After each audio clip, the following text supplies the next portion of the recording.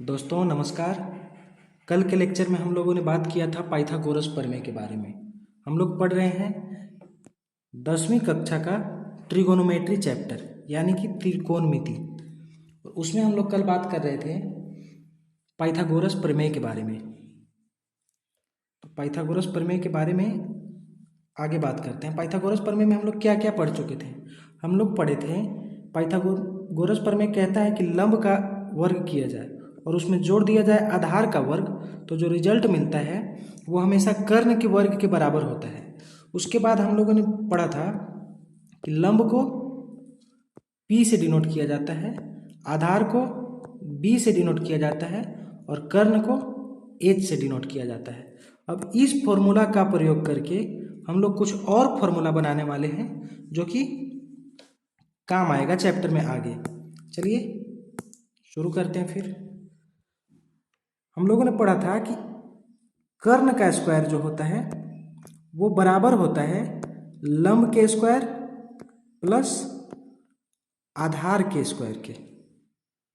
ठीक है। अब आप लोग हमें बताएंगे कि ये जो स्क्वायर है इसे हम साइन ऑफ इक्वेशन यानी बराबर के साइड जो साइन है उसके दूसरे साइड ले जाएंगे तो वो क्या हो जाता है। तो आप कहेंगे स्क्वायर जो होता है वो बराबर के दूसरे साइड जाता है तो वो रूट में बदल जाता है, यानी कि सिर्फ एच का वैल्यू हो जाएगा root under P square plus B square. जो भी अंडरलाइन किया हुआ होगा वो फॉर्मूला नोट डाउन करना है, यानी पहला फॉर्मूला ये, दूसरा फॉर्मूला ये।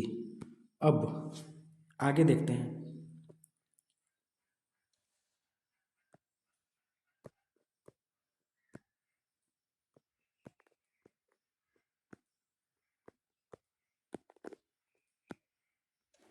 ये हम लिखे जो वो है पाइथागोरस प्रमेय। लंब का स्क्वायर करेंगे, उसमें आधार के स्क्वायर को जोड़ेंगे तो जो रिजल्ट आएगा वो कर्ण के स्क्वायर के बराबर आएगा।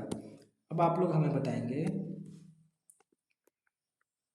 ये आधार का स्क्वायर है जो बराबर के इस साइड प्लस में है, इसे यदि हम बराबर के साइन के दूसरे साइड ले जाना चाहेंगे तो माइनस का बी स्क्वायर हो जाएगा। कैसे?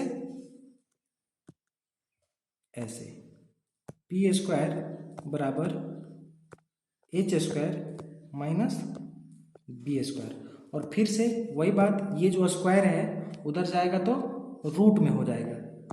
पी का वैल्यू आएगा root under H square minus B square. एक और फॉर्मूला जो कि आपको नोट डाउन करना है। इसके बाद एक फॉर्मूला और इससे ड्राइव किया जाएगा जो कि उपयोगी है आपके लिए। देखें, पी स्क्वायर यानी लंब का स्क्वायर प्लस आधार का स्क्वायर बराबर होता है कर्ण के स्क्वायर के बराबर। अब देखिए यहाँ पे हम लोग बी स्क्वायर को बराबर के साइन के दूसरे साइड ले गए थे, इस बार हम लोग पी स्क्वायर को बराबर के साइन के दूसरे साइड ले जाएंगे तो इस साइड रह जाएगा बी स्क्वायर बराबर होगा एच स्क्वायर और ये पी स्क्वायर उधर जाएगा तो माइनस का पी स्क्वायर हो जाएगा। फिर से स्क्वायर, ये जो स्क्वायर है उधर ले जाएंगे तो रूट का हो जाएगा। तो b बराबर होगा यानी आधार बराबर होगा रूट के अंदर कर्ण का स्क्वायर माइनस p का स्क्वायर। ये चार फॉर्मूला आप लोग को नोट डाउन करना है कॉपी में। ठीक है, इन चार फॉर्मूला का प्रयोग चैप्टर में आगे किया जाएगा। ठीक है, यहां से कैसे पता चलेगा कि कब कब इन सूत्रों का इस्तेमाल करना है। तो देखिए, यदि हमें लंब पता हो और आधार पता हो और कर्ण का जरूरत हो तो इस फॉर्मूला का प्रयोग करेंगे। यदि हमें कर्ण पता हो, आधार पता हो और लंब निकालना है तब इस फॉर्मूला का प्रयोग करेंगे। और यदि हमें कर्ण पता हो और लंब पता हो और हमें आधार ज्ञात करना है तो इस फॉर्मूला का प्रयोग करेंगे। ठीक है, 1 मिनट का टाइम दिया जाता है आप लोग को। इन चार फॉर्मूला को नोट डाउन करें, लिखें अपनी कॉपी में।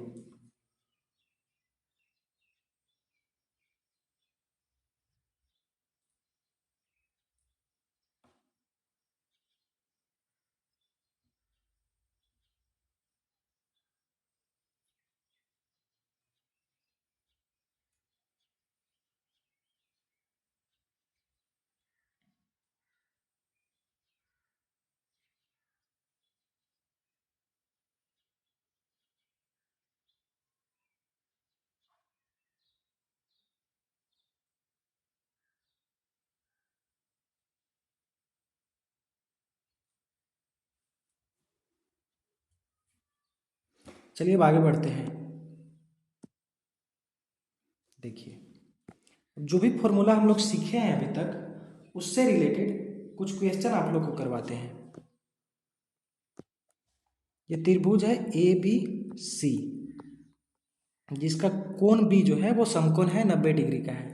क्वेश्चन में कहा जा रहा है कि यदि ए बी का मान 4 तथा बी सी का मान 3 हो तो ए सी का मान ज्ञात करें। ए बी का मान 4 है और बी सी का मान 3 है। अब आप लोग हमें बताइए ये क्या है। लंब ए बी जो है वो लंब है और बी सी जो है वो आधार है। यहाँ से P, इस त्रिभुज में P कौन सी भुजा है, यानी लंब परपेंडिकुलर कौन सी भुजा है, ए बी। और ए बी का मान दे रखा हुआ है 4 सेंटीमीटर। आधार यानी कि बी कौन सी भुजा है, बी सी, और उसका मान दे रखा है 3 सेंटीमीटर। ठीक है, हमें निकालना है एच यानी कि ए सी। ठीक है, अब हम फॉर्मूला जानते हैं एच। एच का जब हमें कर्व निकालना हो तो अभी अभी हम लोग फॉर्मूला सीखे थे। देखिए यहाँ पे लंब पता है, आधार पता है। अब चलते हैं हम पिछले स्लाइड में। जब लंब पता हो और आधार पता हो, जब लंब पता हो और आधार पता हो तो हम लोग कर्ण निकालने के लिए ये फॉर्मूला यूज करेंगे। तो करते हैं, एच इज इक्वल टू होता है रूट के अंदर लंब का स्क्वायर प्लस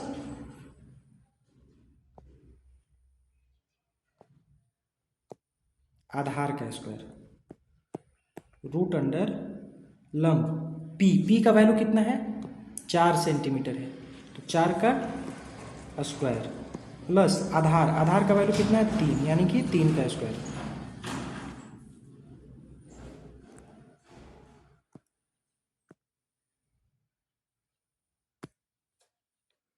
तो एच का वैल्यू आ जाएगा रूट अंडर 4 का स्क्वायर करेंगे 16 और 3 का स्क्वायर करेंगे 9, यानी कि रूट अंडर 25।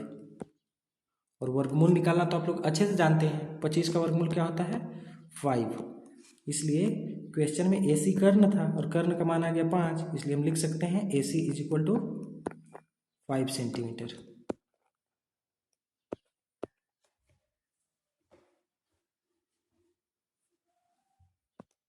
यदि आप लोग इस क्वेश्चन और इस क्वेश्चन का सॉल्यूशन नोट डाउन करना चाहते हैं तो कर सकते हैं।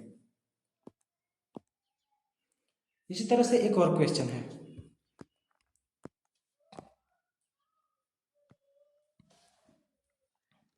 इसमें कह रहा है कि कर्ण 13 सेंटीमीटर है तथा लंब 5 सेंटीमीटर है, तो आधार ज्ञात करना। यानी कि यहाँ पे वैल्यू दे रखा हुआ है, एच का वैल्यू है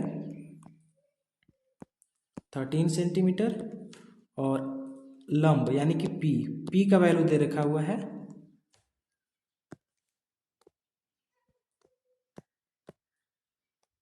5 सेंटीमीटर। हमें चाहिए क्या, आधार यानी कि बी। और बी निकालने का फॉर्मूला, आधार निकालने का फॉर्मूला होता है रूट अंडर कर्ण के वर्ग में से घटा लेते हैं लंब का स्क्वायर। तो रूट अंडर कर्ण, कर्ण का वैल्यू है 13, 13, 13 का स्क्वायर में से घटा लेंगे लंब यानी 5 का स्क्वायर।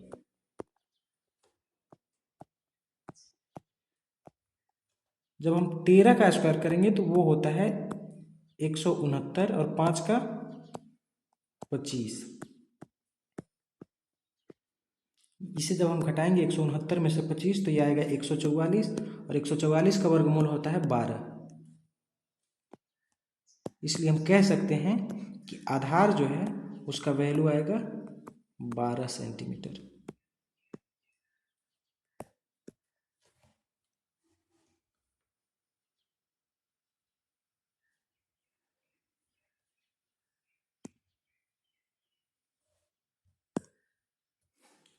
इस क्वेश्चन का सॉल्यूशन कॉपी में लिख लें, उसके बाद चैप्टर को आगे बढ़ाते हैं।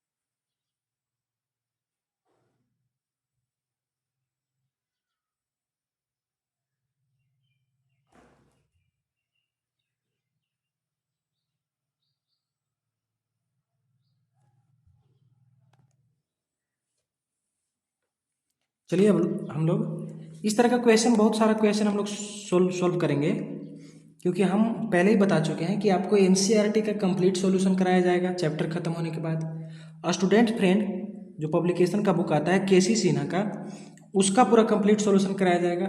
और उसके बाद कराया जाएगा बिहार बोर्ड ने ट्रिगोनोमेट्री चैप्टर से जितना भी क्वेश्चन अब तक पूछा है उन सब क्वेश्चन का, ताकि आप लोग को अंदाज़ा लग जाए कि किस प्रकार का क्वेश्चन पूछा जाता है, और उससे होगा आप लोग ज़्यादा कॉन्फिडेंट महसूस करेंगे परीक्षा हॉल में। चलिए चैप्टर को आगे बढ़ाते हैं। अगला टॉपिक है हमारा त्रिकोणमितीय अनुपात। देखिए, एक त्रिभुज है, समकोण त्रिभुज है, ठीक है। असली मायने में देखा जाए तो ट्रिगोनोमेट्री यहीं से स्टार्ट हो रहा है। उसके पहले तो आप लोग को पाइथागोरस प्रमेय बता रहे थे हम, ठीक है। त्रिकोणमितीय अनुपात में क्या होता है, साइन ए बराबर होता है लंब बटा कर्ण, कौसे बराबर होता है आधार बटा कर्ण, और टेन ए बराबर यानी टेन थीटा बराबर होता है लंब यानी पी बटा में आधार। अब इसका इस्तेमाल क्या करना है, देखिए इस वाले ट्रायंगल में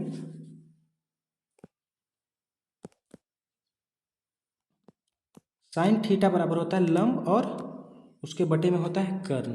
यदि हम लिख देते हैं साइन, और थीटा क्या होता है, एक एंगल होता है, हम एंगल ए भी ले सकते हैं थीटा की जगह पे, या फिर सी भी ले सकते हैं। तो यदि हम साइन सी लेते हैं तो लंब क्या होगा, कल ही हम लोग पढ़े थे कि जिस एंगल की बात कर रहे हो हम यहाँ पे सी की बात कर रहे हैं, तो उसके सामने वाला जो भुजा है वो हो जाता है लंब, यानी कि यहाँ पे लंब हो जाएगा ए बी, और कर्ण तो हमेशा जो सबसे बड़ी भुजा होती है और जो 90 डिग्री वाले कोण के सामने वाली जो भुजा होती है वो कर्ण होता है, यानी कि ए बी बटा ए सी हो जाएगा, ठीक है।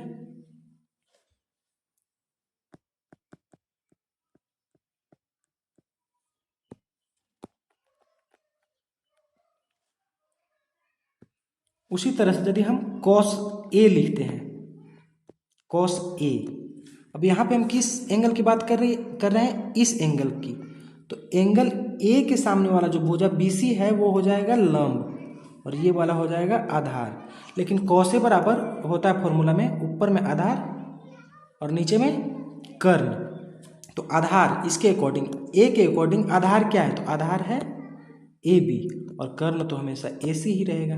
तो इस तरह से इसका इस्तेमाल करना है।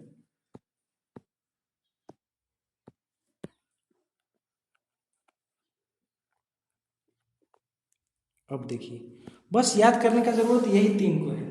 इसके बाद जो कोसेक थीटा आता है, सेक थीटा आता है और कॉट थीटा आता है, वो इन सब का व्युत्क्रम होता है, उल्टा होता है।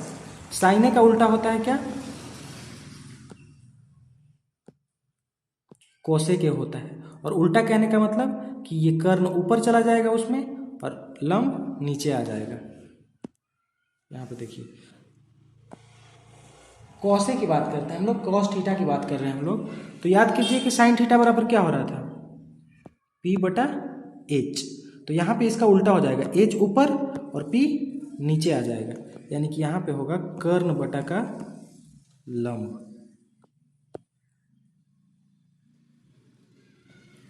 सेक जो होता है वो कॉस का उल्टा होता है, और कॉस थीटा क्या हो रहा था, बी यानी आधार बटा का कर्ण। तो यहाँ पे कर्ण ऊपर चला जाएगा, या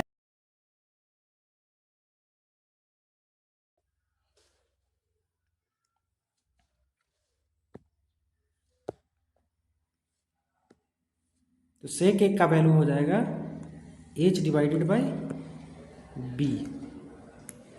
कॉटे जो होता है वो टेन का ऑपोजिट होता है, ठीक है, याद रखना आप लोग को। और टेन का हम लोग क्या पढ़े थे, लंब बटा में आधार, तो इसका उल्टा यहाँ पे हो जाएगा, आधार ऊपर यानी अंश और हर में आ जाएगा लंब। अब आप लोग को करना क्या है, इन तीनों फॉर्मूला को, तीन तीन छः, टोटल छः फॉर्मूला आप लोग को नोट डाउन करना है। नोट डाउन कीजिए, पहला ये, दूसरा ये और तीसरा ये।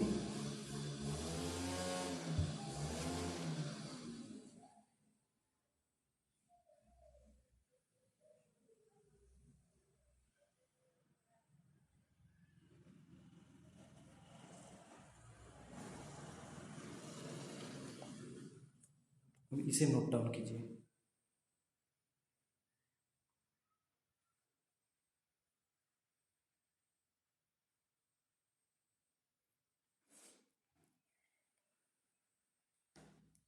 इस टॉपिक का नाम है त्रिकोणमितीय अनुपात।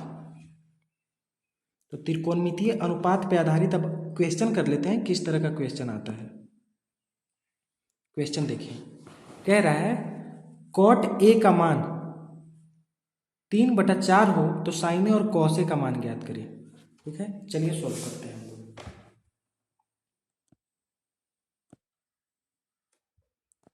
दे रखा है क्वेश्चन में cot A is equal to 3/4। अब कॉट ए का जो फॉर्मूला होता है वो क्या होता है? कॉट ए का फॉर्मूला होता है आधार बटा में लंब।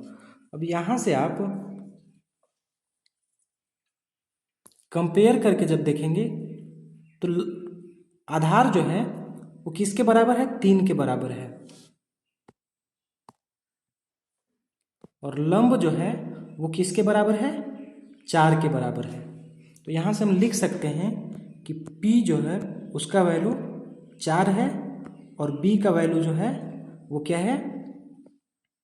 3 है। ठीक है, अब यहाँ पे इस्तेमाल होगा पाइथागोरस प्रमेय। जब हमें लंब का मान पता हो, आधार का मान पता हो, तो हम लोग कर्ण का मान ज्ञात कर सकते हैं। अभी थोड़ा देर पहले हम लोग सीखे हैं पाइथागोरस का प्रमेय का प्रयोग करके। तो एच निकालने का फॉर्मूला क्या होता है? रूट अंडर लंब का स्क्वायर प्लस आधार का स्क्वायर, रूट अंडर, अब लंब का स्क्वायर, लंब का मान कितना है? 4, यानी कि 4 का स्क्वायर करेंगे, प्लस आधार कितना है? 3, तो उसका स्क्वायर,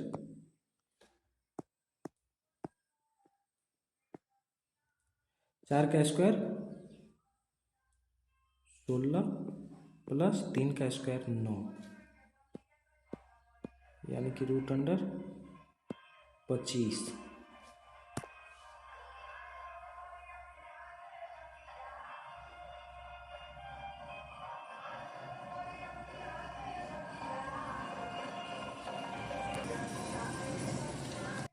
अब रूट अंडर 25 का वैल्यू आ गया 5। तो यहाँ से h का भी मान पता चल गया हमें। अब p, b और h सब कुछ पता चल गया है, तो साइन ए निकाल लेते हैं। Sine A is equal to क्या होता है? तो होता है लंब बटा आधार, और सॉरी लंब बटा कर्ण। और लंब का मान कितना है? 4, और कर्ण का मान कितना है? 5। तो ये आ गया हमारा साइन ए का वैल्यू। उसी तरह से कॉस ए का भी वैल्यू निकाल सकते हैं हम। Cos A is equal to होता है आधार बटा कर्ण। आधार कितना है हमारा? 3, और कर्ण कितना है? 5। तो ये आ गया 3/5। अब यहाँ पे ध्यान देने वाली बात ये है कि ऐसा हम तभी कर सकते हैं जब जो दिया हुआ है डाटा उसमें जो एंगल है, जैसे इसमें कॉटे में एंगल क्या है? कोण क्या है? ए है, और जो पूछा है उन सब में भी ए है, तभी निकाल पाए। यदि यहाँ पे कॉट ए का वैल्यू दिया हुआ होता और हमसे पूछता साइन सी निकालें और कॉस सी निकालें, तो नहीं निकाल पाते हम लोग। हम तभी ऐसा करते हैं जब दोनों जगह एंगल सेम हो। यहाँ पे एंगल ए है, यहाँ पे भी ए है, यहाँ पे भी ए है। तो जो डाटा दिया हुआ है, जो क्वेश्चन में दिया हुआ है, उसमें जो एंगल है वही एंगल जो हमसे पूछा है उसमें भी होगा, तो हम निकाल सकते हैं। ठीक है, वीडियो को रोक के इसे आप लोग नोट कर लेंगे। आगे ये क्वेश्चन आप के लिए होमवर्क में होगा, ये क्वेश्चन आप लोग के लिए होमवर्क में होगा, ये क्वेश्चन भी आप लोग के लिए होमवर्क में होगा। ये क्वेश्चन थोड़ा सा डिफिकल्ट है, लेकिन फिर भी आप लोग को कोशिश करना है। अगले क्लास में इसे हम बताएंगे। ठीक है, अगले क्लास में जो आपका होमवर्क है उसका सॉल्यूशन किया जाएगा और चैप्टर को आगे बढ़ाया जाएगा। आप लोग को करना क्या है कि पहले तो चैनल को सब्सक्राइब कर लेना है, बेल आइकन को भी प्रेस कर लेना है, ताकि जब भी हम वीडियो अपलोड करें, हर दिन शाम 7 बजे वीडियो अपलोड किया जाएगा क्लास 10 के बच्चों के लिए। ठीक है, हम अपना व्हाट्सएप नंबर देते हैं आप लोग को।